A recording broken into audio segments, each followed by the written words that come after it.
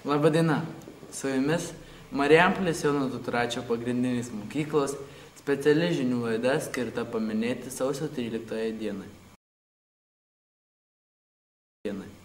Visa Lietuva mini sausio 13 Laisvės gynėjų dieną. Mes teiravomės mūsų mokyklos mokinių, ką jie žino apie šią dieną. Ką tau reiškia sausio 13? Man sausio 13 reiškia 10 000 lietuvių kovą už visų mūsų laisvę ne ginklu, ne jėga, bet širdimi, tikėjimu, vienybę ir meilė Lietuvai. O iš tikrųjų prasminga, nes jie kovojo už Lietuvą ir jos laisvę.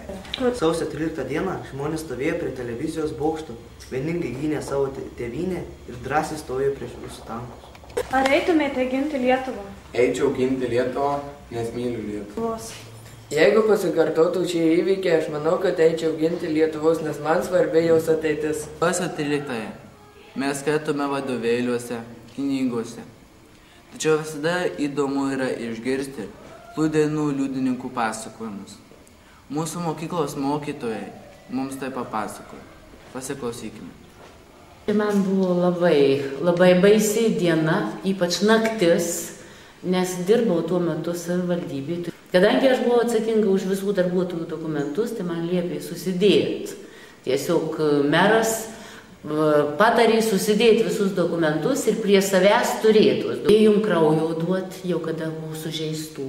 Kas galėjo, visi tapo donorais ir nuėjom. Aš jau ne pirmą kartą daviau, visai nebijodama, kai kurie ir pirmą kartą ir bijodami, bet vis dėlto ėjau.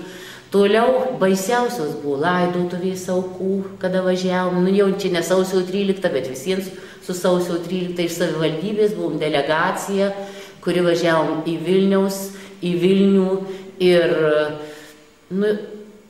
tie 13 karstų kartu palaidoti ir minia visą laiką einanti.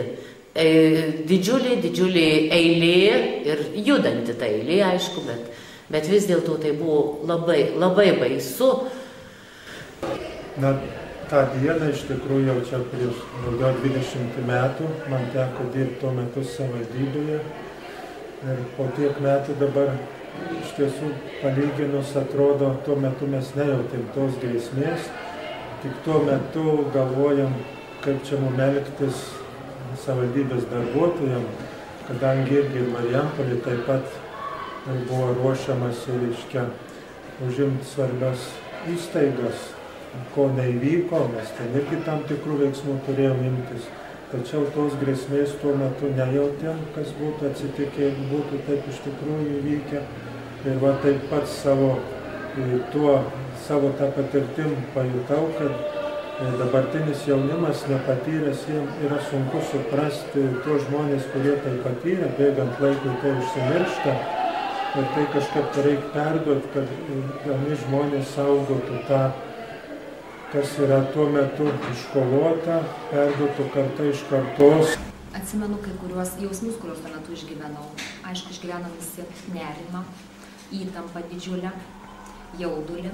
Tuo metu aš buvau prieš paskutinio kurso studentė, mokiausi Vilniaus universitete ir kaip tik buvo egzaminų sesija. Bet maždaug prieš 24 valandą nakties jau, prieš vidurnaktį, studentai perbėgo vieni pas kitus per kambarius ir tiesiog pakvietė visus vykti arba prie televizijos bokšto, arba prie Seimo rūmų.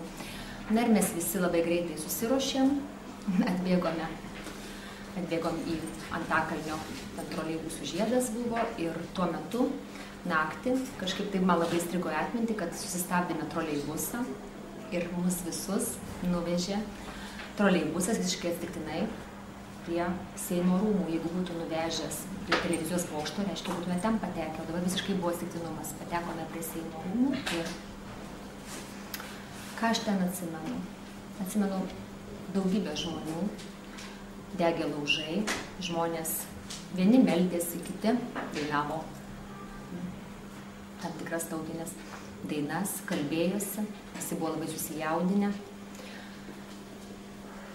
Atsimenu, kaip po tiltu prie Seimo rūmų pravažiavo tanketės kaip šaudė, tai buvo tik tai įspėjamieji šūviai, kaip tuo metu visi susijaudino, kaip skubėjo. Vieni susijaudinę skubėjo slėptis, kiti galvojo, ką daryti. Mes girdėjom informaciją nuolat perdodama per garsiakalbį iš Seimo rūmų. Na ir tiesiog buvome taip daugybę valandų iki ryto, turbūt 4 prabuvome. Jau žinojome, kad tuo metu baisiausi įvykiai vis tik vyksta prie televizijos bokšto, bet mes nesitraukėm nuo Seimo rūmų, kadangi laukiam, kas ten toliau bus, gal reikės ginti, gal panašiai. Na ir kadangi toliau jau nieko neįvyko, paskui pėstute grįžome atgal į savo bendravimą. Ir aišku, buvo daug labai jaudulio, buvo daug išgyvenimo, aišku, verkėm po to, kai pamatėm jau per televizorių, kas įvyko iš tikrųjų. Baisiausia, ir dar atsimenu tokią emociją, kad labai buvo mamos reakcija labai tokia jautri, kai po kelių dienų paskambinau namo, tai mama raudojo, nes jį manė, kad jau manęs nėra turbūt irgi. Tai, ką teko išgyventi, yra nenusakoma žodžiais. Prisimenu tai, kad buvo žiema. Jau prie sausio 13-ąją visą savaitę mus stebino tokios baugios ir nerimastingos žinios. Nuolatos sekiau televiziją, stebėjau įvykius, stebėjau ir su išgąsčiu ir baime žiūrėjau tankus pasirodančius Vilniaus gatvėse, įvairius baugius pranešimus. Ir ypatingai tokia baugi buvo ta naktis, sausio 13-osios naktis. Prisimenu, kaip dabar labai ilgai žiūrėjau televizijos laidas įvairias. Aišku, tuo laiku tų laidų nebuvo tiek jau daug. Ir maždaug jau besibaigiant programai, per žinias skaitė Eglė Bučelytė, ypatingai žiūrėjau tą laidą ir aš išgirdau pranešimą, kad į televizijos bokštą puola tankai, kad į televizijos bokštą jau įsiveržė kariai. Ir kai dabar atsimenu, girdėjau drebantį Eglės Bučelytės balsą ir nesakė, jau girdžiu, jau kariai, jau ateina pas mus į studiją. Ir paskui toks įdomus faktas, iš karto paskui televizija įsijungė ir nebeliko nieko. Ir taip kažkaip pasidarė baisu ir kažkurį laiką ir televizijos, nes kadangi televizija neveikia, nėra ką žiūrėti. Ir visoje Marijampolėje, nes irgi buvo jau naktis, pasigirdo važinėjančių mašinų sirenos.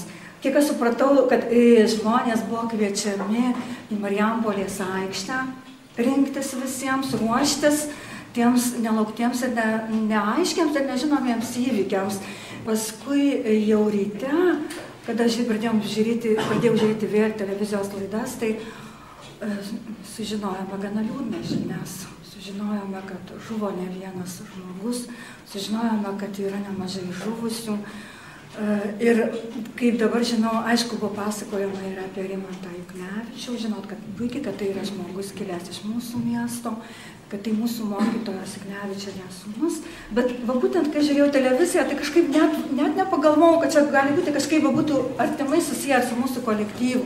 Ir tik tai jau pirmadienį, kai atėjau į darbą, aišku, pirmadienį jau pamokų nebuvo, ir sužinojau, kad būtent vienas iš žuvusiųjų buvo mūsų mokytojos sūnus. Tai irgi buvo be galo tokia liūdna ir slogi nuotaika. Mes visi susirinkome į, kai dabar prisimenu, fizikos kabinetą, buvo įjungtas televizorius, buvo kažkas atsinešė, kažkas įrašė CNN žinias, kai iš tikrųjų buvo tos žinios tokios gana objektyvios, kur irgi buvo komentuojami įvykiai Lietuvoje.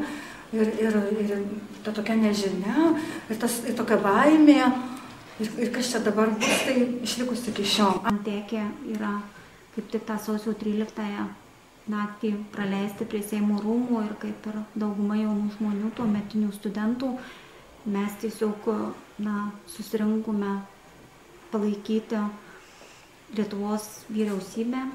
Ta naktis išsiskyrė tuo, kad labai daug žmonių susirinko ir kaip ir kiekvieną vakarą žmonės ir dainavo, ir bendravo, ir tiesiog dalinosi įvairiausiais prisiminimais, idėjomis.